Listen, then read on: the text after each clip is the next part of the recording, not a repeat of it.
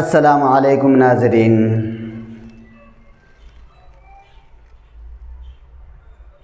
نحمدہ ونصلی علی رسولہ الکریم، اما بعد فاعوذ باللہ من الشیطان الرجیم، بسم اللہ الرحمن الرحیم۔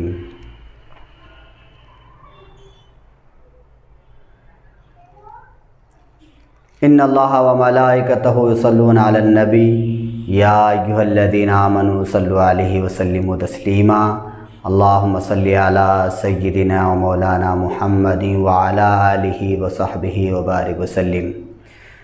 محترم ناظرین، اس سے پہلے ہم نے آپ کو بتایا کہ قرآن پاک کو کس طریقے سے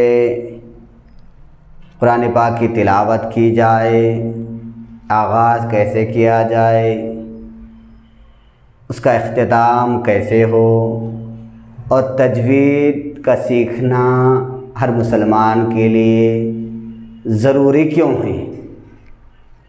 آج ہم دوسرے پارٹ میں آپ کو بتانے والے ہیں، کیونکہ ہم نے گزشتہ پہلے پارٹ میں آپ کو پہلی قسط میں آپ کو بتایا تھا کہ تجوید کا سیکھنا کیوں ضروری ہے، تجوید کا سیکھنا کیوں ضروری ہے، کیوں واجب ہے، کیوں واجب بمعنی فرض کے ہے۔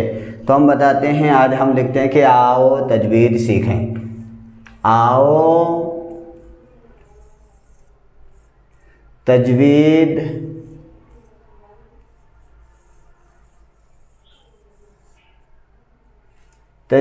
سیکھیں۔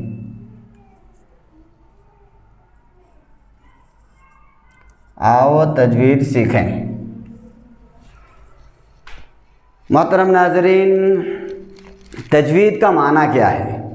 تجوید کا معنی ہے خوبصورت، تجوید کا معنی خوبصورت، تحسین۔ The Holy Quran recite beautifully، یعنی قرآن شریف کو خوبصورتی سے تلاوت کرنا، اس کو تجوید کہتے ہیں۔ قرآن مجید کو صحیح آواز، صحیح مخارج اور خوبصورتی کے ساتھ تلاوت کرنے کو، مخارج و صفات کے ساتھ تلاوت کرنے کو، اس کو تجوید کہتے ہیں۔ تجوید کا لغوی معنی ہے، تجوید کا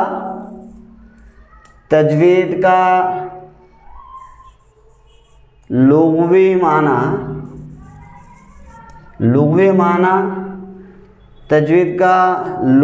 معنی ہے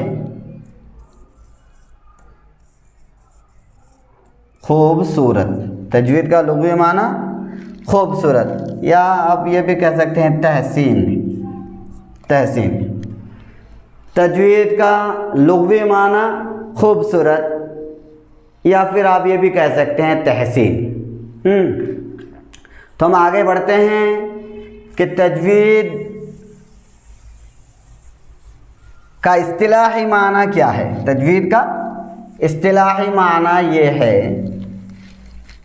کہ جب آپ قرآن پاک کی تلاوت کریں تو جو بھی حرف آپ پڑھ رہے ہیں، جو الفابیٹس پڑھ رہے ہیں، جو ورڈز آ رہے ہیں، اس الفاظ کے، اس ورڈز کے، اس الفابیٹس کے صحیح طور پر پروننسیشن کریکٹ پڑھنا، اس کو تجوید کہتے ہیں۔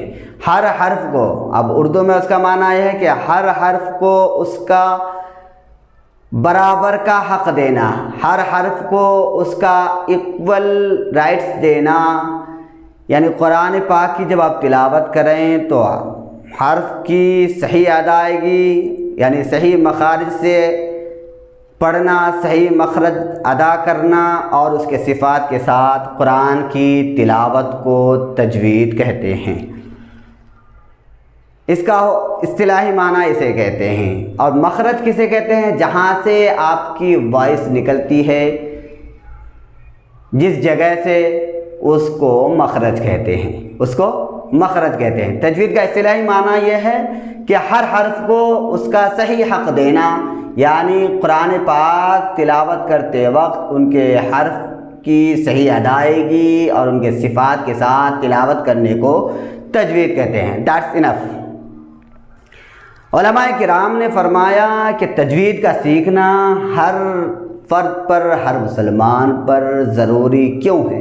ضروری اس لیے ہے کہ بہت وقت ایسے ہوتے ہیں کہ آپ جب قرآن کی تلاوت کر رہے ہیں ان کے حرف کی صحیح ادائیگی نہیں کریں گے تو اس کا معنی الٹا ہو جاتا ہے، معنی الگ ہو جاتا ہے. کہیں کہیں تو ایسا ہوتا ہے کہ آدمی اسلام سے خارج ہو جاتا ہے. اب آپ بولیں گے، آپ شاکڈ ہوں گے کہ بھائی اسلام سے قرآن کی تلاوت کرے تو اسلام سے خارج کیسے ہو جائیں؟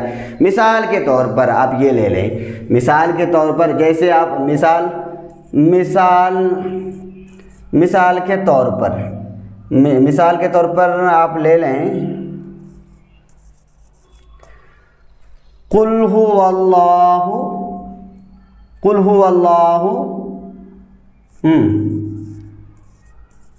اللہ احد.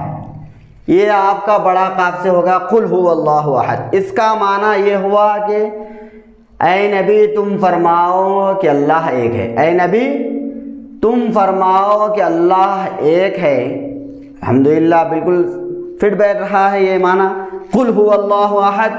اے نبی تم فرماؤ کہ اللہ ایک ہے.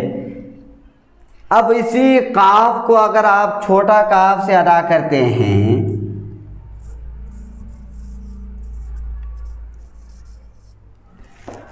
قل هو اللہ احد، قل هو چھوٹا قاف سے اگر آپ اس کو ادا کر رہے ہیں تو اس کا معنی کیا ہوگا؟